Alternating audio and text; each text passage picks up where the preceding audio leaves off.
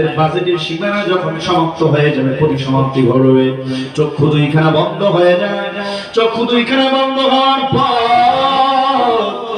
এই দুনিয়ার ঘর সংসার দান কোটা বাড়ি গাড়ি ছেলে মেয়ে পরিবার বন্ধুস্থ আবাদ কাউকে আমি আর দেখতে পারবো না। এক পর্যায়ে সবাই জীবনের শেষ দেখা যখন আমার কাছে চলে আসবে, আমাকে দেখবে মনটা ভইরা, জীবনের শেষ জায়গাটা নেই গাড়ি। আর একদম লোক আসবে গোসলটা দেওয়ার জন্য, জীবনের শেষ গোসল তোমার আমার দিয়ে দিবি। এর কবর পথের পথিক এমন একটা সময় কিন্তু প্রত্যেকেরই সামনে অপেক্ষা মা। কবর পথের পথিক আমার ভাইরা, সময় কিন্তু বেশি নাই, নিঃশ্বাসের আর কিন্তু বিশ্বাস নাই। হায়াত থাকতে গুনাহ মাফ করাইয়া গুনার বোঝা নিয়ে কেউ কবরে পা দিও না, জাহান্নামের ইন্ধন হইয়া যায়। শেষ গোসলটা করাইয়া 3টা কাপড়ের কাপড় পরাইয়া দিবে, 3 টুকরা কাপড়ের কাপড়। মহিলা যদি হয় 5টা টুকরা কাপড়ের কাপড় মা তোমার পরে প্যাকেট বানাইয়া জানাজার খানের মধ্যে উঠাইয়া মসজিদ ময়দানে নিয়ে চলবে, তোমাকে জানাজা নামাজ পড়াইয়া শেষ বিদায় দেওয়ার জন্য। ওইদিকে জানাজা কোম্পানি এ কবর পথের গতি, আমারও মারা লাগবে, তোমারও কিন্তু মারা লাগবে। দেব নরম করো, চোখে পানি দাও, কারণ চোখের পানি ছাড়া তো জাহান্নামের আগুন ঠান্ডা হবে। আজকে গুনাহ করতে করতে আমাদের চোখে পানি নাই, কলবটা অন্তরটা তো পাথরের মতো হাড় হয়ে গেছে, শক্ত হয়ে গেছে। নামাজ জিকির তেলাওয়াত মসজিদ মাদ্রাসা আলেম আমার দ্বীনের কাজ কিছু আমার কাছে ইন্টারেস্ট না, ভালো লাগে এরা যুবকের দল।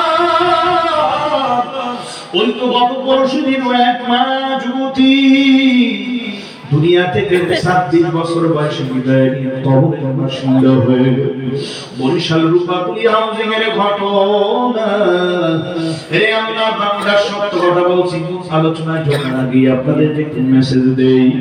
কাপড়ের নরম যদি না হয়, আল্লাহর ভয় মহব্বত যদি অন্তরে না ঢোকে, আজকের আলোচনা শোনার কোনো ফায়দা, কোনো সার্থকতা আসবে না, ঠিক কি না?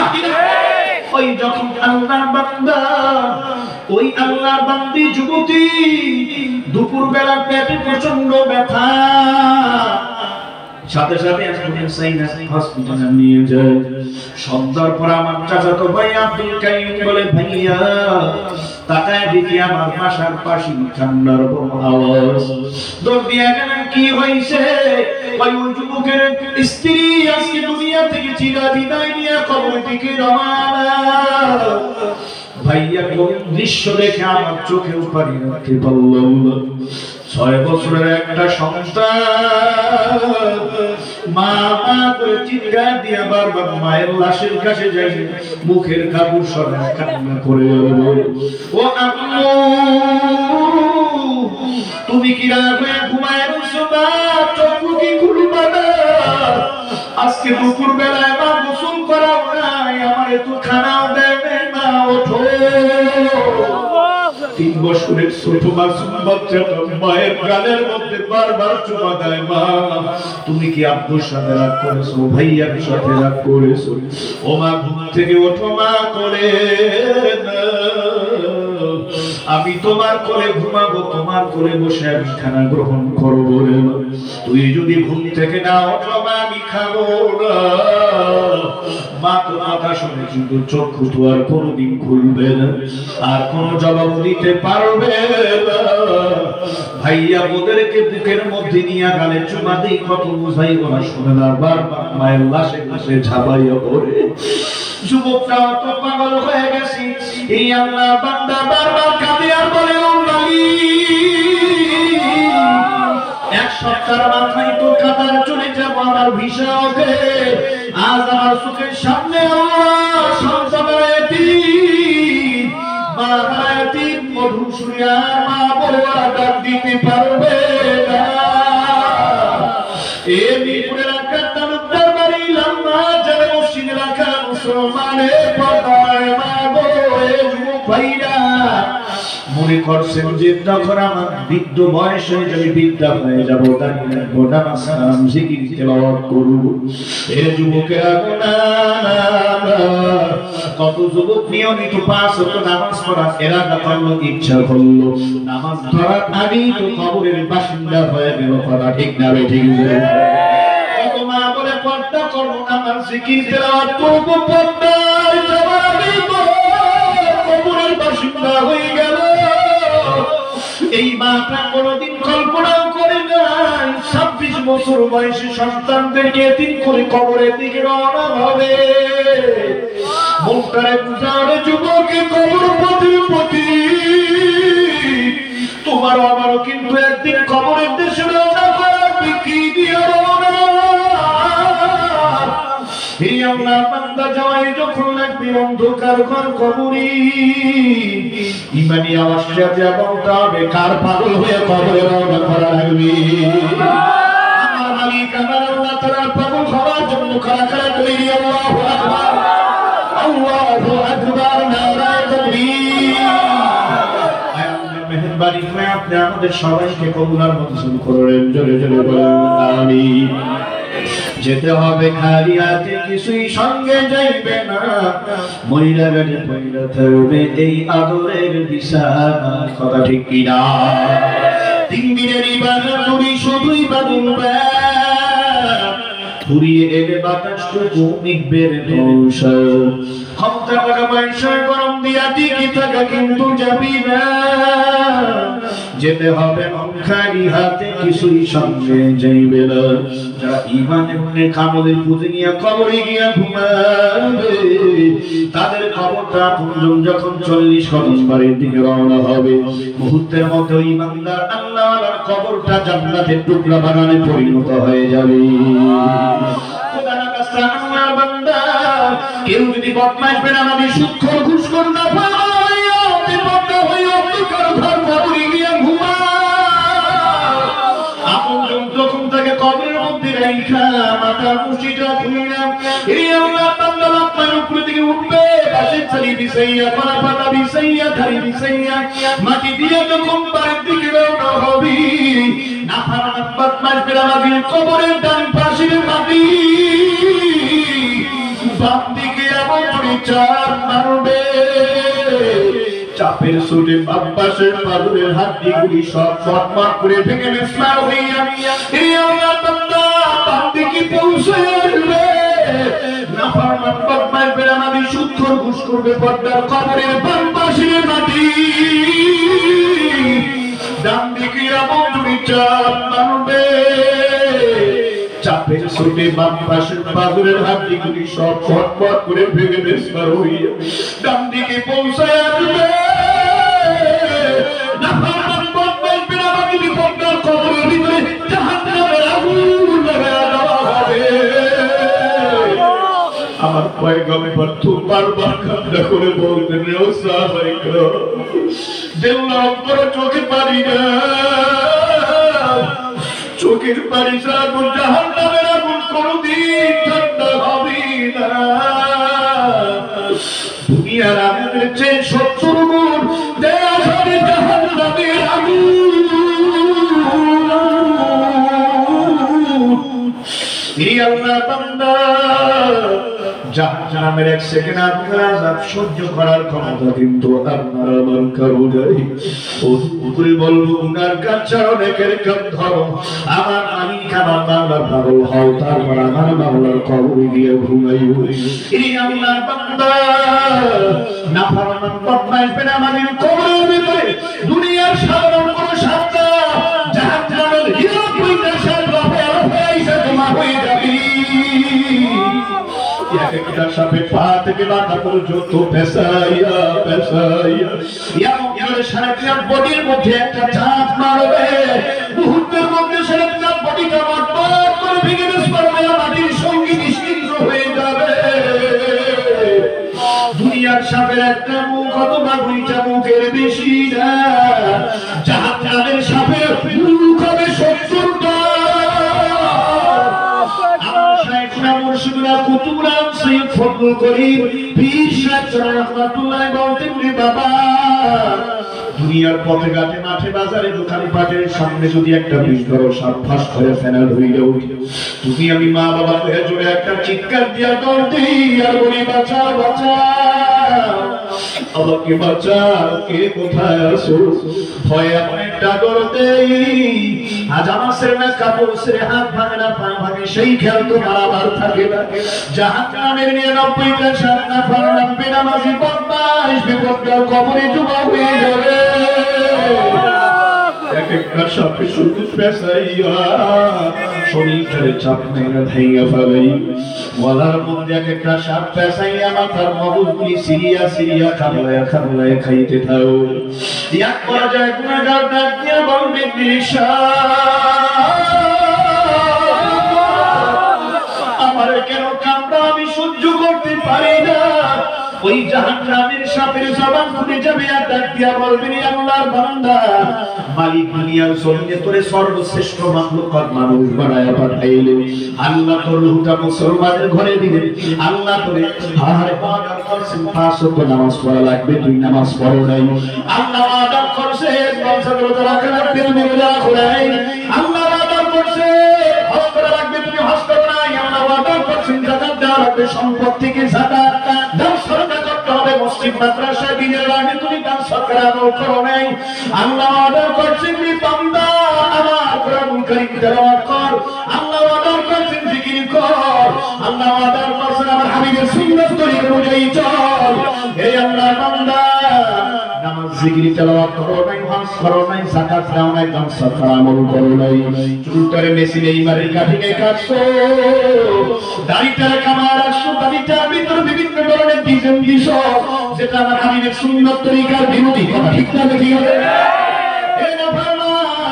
আল্লাহ পাক রব্বুল আলামিন সুদ খাইতে নিষেধ করেছেন, তুই শুনো নাই, জনমের সুদ খাইছো। আল্লাহ ঘুষ খাইতে নিষেধ করেছেন, তুই শুনো নাই, জনমের ঘুষ খাইছো। আল্লাহ গান শুনতে নিষেধ করেছেন, তুই ফিরো নাই, জনমের গান শুনছো। আল্লাহ মদ খাইতে নিষেধ করেছেন, শুনো নাই, জনমের মদ খাইছো। গাঁজা খাইতে নিষেধ করেছেন, শুনো নাই, জনমের গাঁজা খাইছো। বেপর খাইছো, জোরা করছো। হে নাফরমান, আইনা আইনা ফরাসকি ভাগবি কোথায়? আজকে ভাগার কোনো সুযোগ নাই। ডানে মাটি বামে মাটি, নিচে মাটির বিছানা, উপরেতে চাপা মাটি, ভাইগা যাইতে পারবি না। এই আল্লাহর বান্দা, কবরের 1 সেকেন্ড জাহান্নামের আযাব সহ্য করার ক্ষমতা তোমার দরকার নাই। যদি মনে করো না 1 সেকেন্ড আযাব সহ্য করতে পারবো না, তোমার মনে বলছি দরকার সব নেকের কাম করো, আমার মালিক আমার আল্লাহর জন্য পাবো। তারপর আমার মালিক আল্লাহর কবরে গিয়া ঘুমায়। এই আল্লাহর বান্দা, মানুষ বলতে ইমানদার বলতে আমাদের সবারই মনে চায় গুনাহ খাতা মাফ করে আমার পাগল দিয়ে যেন কবরে যাইতে পারি। কথা ঠিক না ঠিক আছে? কবরটার ভিতরে যদি ইমানের অনেক আমল খুঁজে নিয়ে আমার পাগল হয়ে যদি কবরের মধ্যে গিয়ে ঘুমাই, কবরটা হবে জান্নাতের টুকরা বাগানের মধ্যে থেকে একটা বাগান। কবরটার ভিতরে জান্নাতের নেয়ামত দিয়ে ভরপুর করে দিবেন আল্লাহ। এই আল্লাহর বান্দা কবর থেকে হাসর নামাজের ওঠার পর আমল নামা ডান হাতে পড়বে, পৌঁছিরাতে পড়বা বিদ্যুতের গতিতে পার হইয়া আমার কবর জান্নাতে মেহমান হয়ে যাব। আল্লাহু আকবার। ভোগ করব জান্নাতে, আমরা চিরন্তকাল থাকবো। সেই জান্নাতের নেয়ামতের সুখ শান্তি শুরু আছে, কোনো শেষ নাই। দুনিয়ার ফলের ভিতরে একরকম স্বাদ, আপেল একরকম স্বাদ, আমার ফলে একরকম স্বাদ। কথা ঠিক না ঠিক আছে? ফলে একরকম স্বাদ, কাঁঠাল ফলে একরকম স্বাদ। জান্নাতের ভিতরে যেই ফলগুলি তোমার আমার ট্রেনের ভিতরে দেবেন ফেরেশতারা আল্লাহ রাব্বুল আলামিনের পক্ষ থেকে, ওই এক একটা ফলের ভিতরে জান্নাতের এক একটা ফলের মধ্যে 70 রকমের স্বাদ থাকবে, মজা থাকবে। আর যদি সুবহানাল্লাহ। সেই জান্নাতের মালিক যদি হতে চাও, তোমাকে আমাকে 2টা গুণ অর্জন করতে হবে। আজকের মাহফিলের বয়ানি হবে, এইটা মুখস্থ করে ওয়াজ নিয়ে যাবেন বাড়িতে। ওই স্থায়ী জান্নাতের মেহমান যদি কেউ হতে চায়, আর জান্নাতের ভিতরে সবচেয়ে বড় নিয়ামত হবে কঠিন একটা বিষয় হবে। আরে বান্দার সাথে মালিক আল্লাহ পাকের দিদার, ওই দিদার যদি নসিব করতে চাও মালিক আল্লাহ পাকে, দুনিয়াতে তোমার আমার মুজাহাদা করা লাগবে, চেষ্টা করা লাগবে, সাধনা করা লাগবে, ত্যাগ কোরবানি দেওয়া লাগবে। বলে কেমন? বাস্তব উদাহরণ গ্রহণ করো। এই যে মিজানুর রহমান সাহেব এই পজিশনে আসলো, তার ত্যাগ কোরবানি দেওয়া লাগছে, কত পরিশ্রম সাধনা লাগছে, কথা ঠিক না ঠিক আছে? এই আল্লাহর বান্দা একজন ম্যাজিস্ট্রেট, একজন জজ ইঞ্জিনিয়ার হওয়ার পেছনে, প্রকৌশলী হওয়ার পেছনে তার মেধা অনেক কষ্ট করতে হয়েছে, তাকে অনেক পরিশ্রম সাধনা করতে হয়েছে। ওই আল্লাহর বান্দা এমবিবিএস ডাক্তার হওয়ার পিছনে ওই ডাক্তার সাহেবের যারা মেহনত করতে হয়েছে। প্রতিষ্ঠিত একজন ব্যবসায়ী হওয়ার জন্য তাকে কত কষ্ট করতে হয়, কথা ঠিক না ঠিক করে আছে? একজন ছাত্র ভালো রেজাল্ট করার জন্য তাকে রাত্র 6টা থেকে লেখাপড়া করতে হয়, কোচিং করতে হয়, কত না কত সময় দিতে হয়, খানার কষ্ট, ঘুমের কষ্ট, কত ত্যাগ কোরবানি। যারা দুনিয়াতে 5 তলা 10 তলা বিল্ডিং এর মালিক, বড় ইন্ডাস্ট্রিজ এর মালিক, বড় চাকরিজীবী, পিছনের ত্যাগ কোরবানি এবং ঘাম সাধনা আছে বানাই ধরে আওয়াজ করে আল্লাহর বান্দা ঠিক তো। দুনিয়া তো তোমার আমার জন্য স্থায়ী থাকার জায়গা না, দুনিয়া তোমার আমার জন্য অস্থায়ী থাকার জায়গা। হে মুমিন মুসলমান, যুবকের দল, তোমার আমার স্থায়ী সুখের ঠিকানার নাম কি? জোরে গাও, জোরে গাও। তোমার আমার স্থায়ী সুখের ঠিকানার নাম হইল মালিক আল্লাহ পাকের বানানো জান্নাত, কথা ঠিক না ঠিক জোরে গাও। এই জান্নাতে যদি স্থায়ী মেহমান হয়ে থাকতে চাও, 2টা গুণ তোমার আমার অর্জন করতে হবে। কয়টা গুণ? অর্জন করতে হবে। এই 2টা গুণ অর্জন করার জন্য তোমাকে আমাকে ফিকির করতে হবে, ত্যাগ কোরবানি দেওয়া লাগবে, মুজাহাদা করতে হবে, সাধনা করতে হবে। চেষ্টা করব ইনশাআল্লাহ। তৈরি আছি সবাই? নাম্বার 1 গুণ, ইন্নাল্লাযীনা ক্বালু রাব্বুনা আল্লাহ, যারা তাকিয়া বলবে রব একমাত্র আমার আল্লাহ। কে রব? একমাত্র আমার আল্লাহ। আমার হায়াতের মালিকটা কে? হে মুসলমান, জবান খুলে ইমান দীপ্ত কণ্ঠে বলেন, হায়াতের মালিক কে? আপনার আমার মৌতের মালিক কে? এই আপনার বান্দা সুখে রাখার মালিক কে? দুঃখে রাখার মালিক কে? যদি ইশারা করে উত্তরণ করে বলেন, উত্তরণ করে উঁচু উঁচু করে বলেন, আপনাকে আমাকে সুখে রাখার মালিক কে? এই আপনার বান্দা দুঃখে রাখার মালিক কে? এই আপনার বান্দার ভোট দেওয়ার মালিক কে? ভোট দেওয়ার মালিক কে? এই আল্লাহর বান্দা সন্তান দেওয়ার মালিক কে? সন্তান দেওয়ার মালিক কে? ইসলাম দেওয়ার মালিক কে? ইসলাম দেওয়ার মালিক কে? এভরিথিং, সব কিছুর মালিক কে? আল্লাহ। সবাই তাহলে হাত নামান জোরে বলেন আল্লাহ। আরেকবার বান্দা কে বলেন আল্লাহ। এই আল্লাহর বান্দা এক নাম্বার আমাদের প্রত্যেকই অর্জন হয়ে গেছে।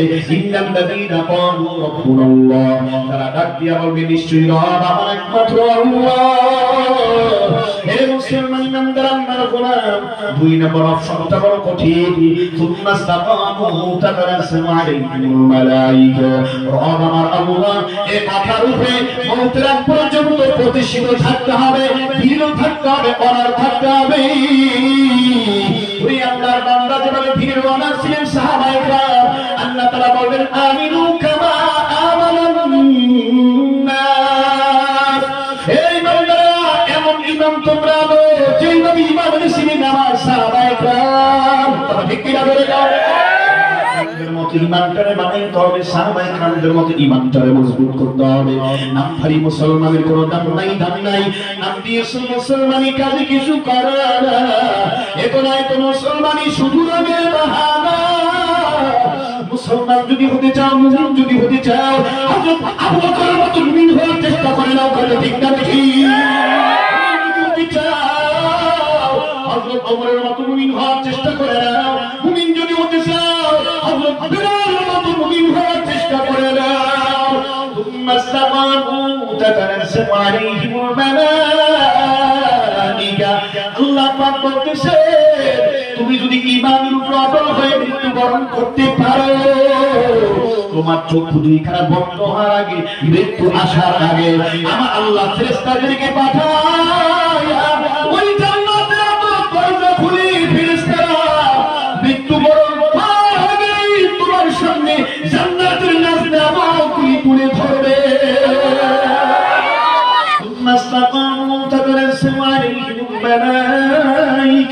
আল্লাহ তাখাফু ওয়া লা তাহজানু এই আল্লাহর বান্দা মরার সময় বলবে ফেরেশতারা ডাক দিয়া কোনো ভয় নাই চিন্তিত হওয়ার কোনো কারণ নাই আরে ওয়াবশিরু বিল জান্নাহ হে বান্দা জান্নাতে সুসংবাদ গ্রহণ কর আল্লাতী কুনতুম তুআদুন মালিক আল্লাহ যে ওয়াদা করছেন তোরে জান্নাতটা দিবেন বান্দা এই জান্নাতে যাওয়া কি তুই জান্নাত দেখে দে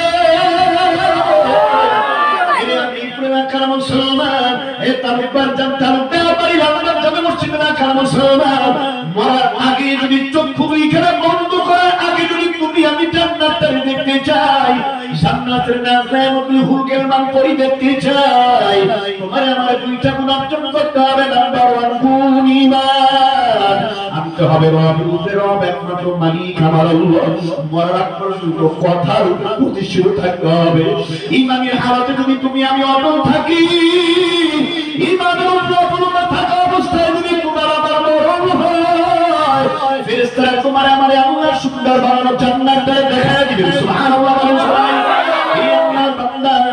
এই ঈমানের উপর অটল থাকতে গিয়ে বিভিন্ন ধরনের মুসিবত আসবে বিপদ আসবে মামলা আসবে নানা ধরনের সমস্যা তৈরি হবে শয়তান আমাকে ওয়াসওয়াসা দিবে ভয়ের কোনো কারণ নাই আমার সামনে যদি ফাঁসির মঞ্চ তৈরি হয় আমার সামনে যদি বুলেট ট্যাগ করা হয় তারপরেও ঈমান ছাড়বো না বড় চিৎকার দিয়া রব একমাত্র আল্লাহ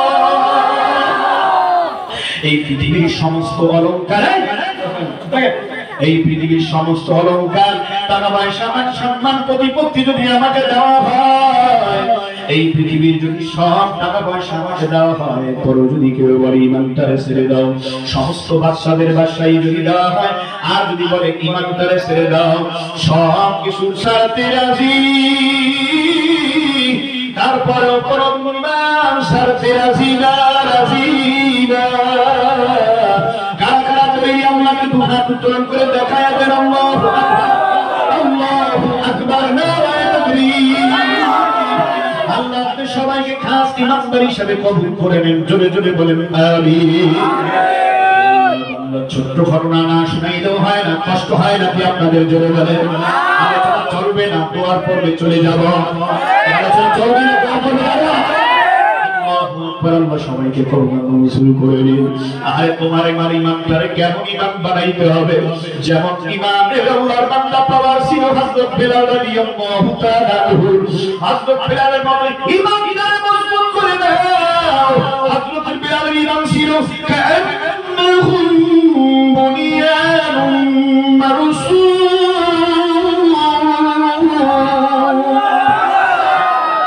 ইকামান জিন্দা حكيم حكمة لا يجاز منقدم جميع العلم في القرآن حكيم تقاسم عنه أفهام رجالي حضرت بلال رضي الله تعالى عنه ইসলাম কমপ্লিট করে ঈমানের খুশি বলায় লাগাইছে কালে মানুষ মনে লাগানোর পর উমাইয়া বেঈমান রাগে ক্ষোভে ফায়ার এরে গোলাম যারা গোলাম বেলাল আমি তোর মুনি তুই আমার অর্ডার নিয়ে ঈমান গ্রহণ করছিস হযরত বেলাল রাদিয়াল্লাহু তাআলা চুপটাকে লাল করে ইমাম দীপ্ত কণ্ঠে পার বসে বলে বেঈমান তুই তো আমার স্বামীর সময়ের জন্য দুনিয়ার মালিক আমার আসল মালিক আমার আল্লাহ যার হাতে আমার ওই মালিক রূপে আমি ঈমান এনেছি ঈমান কোনদিন ছাড়ব না বেঈমান ডাক দিয়া বলতে আছে দুষ্ট যুবকের দল এই গোলাম জাদা গোলাম বেলালের হাতে পায়ের মধ্যে রশি দিয়া বাঁধো গলার মধ্যে একটা রশি লাগাইয়া হযরত বেলাল রাদিয়াল্লাহু তাআলা রুকে মরা রূপের মতো গোটা মক্কার অলিতে গলিতে টানতেছি আরে আল্লাহর বান্দা তা তো আমার সাধারণ কোন রাস্তা না যেই রাস্তার ভিতরে পাথরের বড় বড় খন্ড পাথরের টুকরা হযরত বেলাল রাদিয়াল্লাহু তাআলা নবী মরউটের মতো টানতেছে বেঈমানের দলে উমাইয়া পাথরের টুকরার আঘাতে কুচার আঘাতে হযরত বেলাল রাদিয়াল্লাহু তাআলা নবীর শরীরের চামড়া ভেদ করে গোশত পর্যন্ত পৌঁছে তাজা খুন শরীর থেকে বের হয়ে যায় বেলাল রাদিয়াল্লাহু তাআলা সাহাবাদের মধ্যে একটাই জিকিরের আওয়াজ, আহাদ আহাদ আল্লাহু আহাদ আল্লাহু আহাদ আল্লাহু আহাদ। ওয়াল্লাযীনা আমানু ওয়াশাদ্দু হুব্বান